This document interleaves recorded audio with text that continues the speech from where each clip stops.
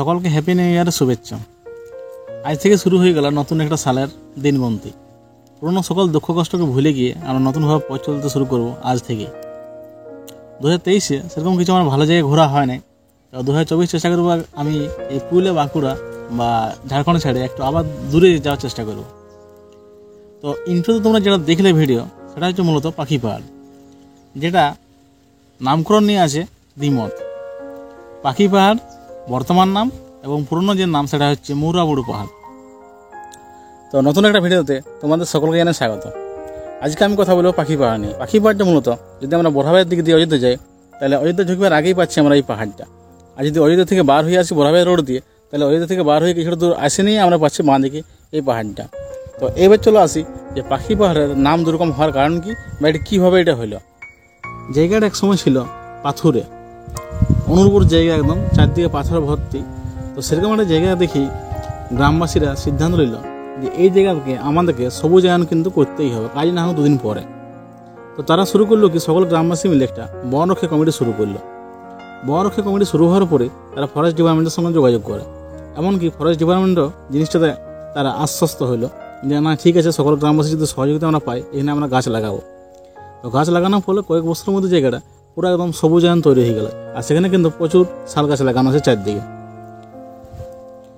তো আমাদের পুরুলিয়া ভাষায় কোনো একটা ফাঁকা স্থান বা একদম টিকরো জায়গাকে আমরা কিন্তু সেটা মৌরা বলে থাকি। তো সেই মৌরা থেকে মৌরা বুড়ু, বুড়ু মানে তোমরা বুঝতে পারছো, বুড়ু মানে হচ্ছে পাহাড়। তাহলে এইখান থেকে শুরু হয়ে গেল মৌরা বুড়ু। তো এই যে মৌরা বুড়ু শুরু হওয়ার পরে যেটা তো অনেকদিন ধরে এরকমভাবেই পড়ে আছে। তো এরকম কিন্তু অফবিট জায়গা পুরুলিয়া আনাজ কানাজ চারদিকে কিন্তু ভরে আছে। কিন্তু অফবিট জায়গাগুলো থাকলে হবে কি, এগুলো তো বাইরে বা পর্যটকের কাছে তো পৌঁছাতে হবে। তো সে পৌঁছানোর জন্য কিন্তু আমাদের কি হয়, এখন বর্তমানে চোখ কিন্তু সবসময় কালারফুল জিনিস চাই। তো এই যে বনের গায়ে বা পাথরের গায়ে যে কালার লাগাবার কাজটা আর পাথরের যে সৌন্দর্য জানানোর কাজটা, সেটা কিন্তু শুরু করলেন চিত্তদে বলে একজন ব্যক্তি। কলকাতার আর্ট কলেজ থেকে 1985 সালে কিন্তু তার স্নাতক কমপ্লিট করে। তারপরে তার মনে হয় যে পুরুলিয়ার এই পাহাড় নিয়ে আমি কিছু কাজ করি। তারপরে তিনি তার দলবল এবং স্থানীয় অনেক বাচ্চাদের নিয়ে বা ছেলেদের নিয়ে শুরু করে পাথরে খোদাইয়ের কাজ, যেটা কিন্তু মূলত তিনি করেছেন এই হাতুড়ি আর ছিনি দিয়েই কিন্তু সম্পূর্ণ কাজও তিনি করেছেন। বর্তমানে পাহাড়ের চারদিকে প্রায় 65টার মতো কিন্তু আমরা খোদাইয়ের কাজ চারদিকে দেখতে পাবো। তো এই 65টারও বেশি যে খোদাইয়ের কাজ তিনি করেছেন, এটা করতে প্রায় কয়েক বছর তার সময় লেগেছে।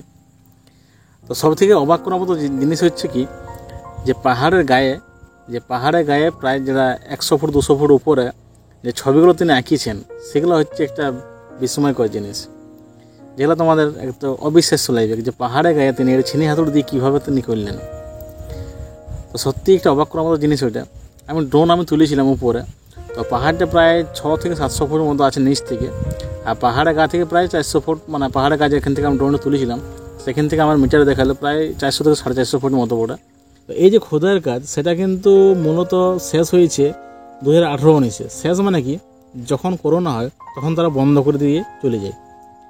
তো শেষ বলতে কিন্তু শেষ হয় নাই, এখনও তোমরা গেলে দেখতে পাবে যে ছবিগুলো দেখাচ্ছে, তোমরা দেখতে পাবে যে এখনও কিন্তু শেষ হয় না। তার মধ্যে আরও কিন্তু অনেক কাজ বাকি ছিল, যেটা কিন্তু তারা না করেই চলে গেছে। আর বর্তমানে কিন্তু এখন এখানে কোনো কাজ হয় নাই। তো যেটুকু পড়ে আছে সেটাও কিন্তু দেখার মতোই কিন্তু চারদিকে ছড়াই আছে। এই যে নাম হয়েছিল, আগে খাড়া ছিল তার জন্য মৌরাবুড়ু ছিল, আর বর্তমানে সেই জায়গাকে এটা চারদিকে পাখি আকৃতি করে চারদিকে পাখি বা বিভিন্ন রকম জিনিস তৈরি করার ফলে জিনিসটার জায়গাটার নামকরণ চেঞ্জ হয়ে যায়, সেটা নামটা দেওয়া হয় পাখি পাহাড় বলে। তো পাখি পাহাড় নামকরণ হওয়ার পর থেকে কলকাতার দিক থেকে প্রচুর মানুষের ঢল নামে। আর কলকাতার দিক থেকে মানুষ আসা মানে জায়গাটার সম্পূর্ণভাবে একটা চেঞ্জ হতে বাধ্য, বা একটা ভালো হয়েছে বর্তমানে। তো আমরা এই যে নাম নিয়ে কিন্তু স্থানীয়দের কাছে মতভেদ একটা রয়েছে, যে অনেকে এমনও বলে যে পাহাড়টা কাটে বা পাথরগুলো, সুন্দর সুন্দর পাথরগুলো কাটে এরকম করার কোনো দরকার ছিল না, এমনিতে ভালোই ছিল। কিন্তু একটা জিনিস না মানলেই লই, কারণ যে এখন যে বর্তমানে যে পর্যটকগুলো আসছে, সেখানে কিন্তু গাড়ি পার্কিং বা স্থানীয়দের একটা রোজগারের কিন্তু একটা পথ হয়েছে বর্তমানে, সেটা কিন্তু অস্বীকার করার নয়, সেটা কিন্তু আমাদের বিশ্বাস করতেই হয় বা মানতেই হয়। এই জায়গাটা গিয়ে পাথরের গায়ে খোদাই করা কাজ আছে। এখানে রেখেছি আমরা বাইক, আর একটু লোকগুলো আসছে ওদিক থেকে আসছে, ওদিকে আছে গাড়ির পার্কিংটা। এটা হচ্ছে পাখি পাড়। এখানে হচ্ছে এই যে পাথরের গায়ে ছোট ছোট খোদাই করে কিছু আঁকবার চেষ্টা হয়েছিল। এগুলো কি ঠিক দেখি ঠিক বোঝা যাচ্ছে না। এই যে এটাতে সম্ভবত একটা হরিণ ঘাস খাচ্ছে, এই টাইপের কিছু একটা বানাতে চাইছিল। আর এই উপরে মনে হয় যে উপরে গিয়ে কিছু একটা ভিউ পয়েন্ট আছে যেখানে আমরা যাবো এবারে। এই যে জায়গাটায় এখানে আছে একটা মোরের ছবি এখানে দেখাইছে, খুব সুন্দর করেছে। তার উপর হালকা রং দেওয়া আছে। আর এরও আর উপর দিকে যাওয়া যাবে, সেখানে গিয়ে দেখছি কি পাওয়া যায়।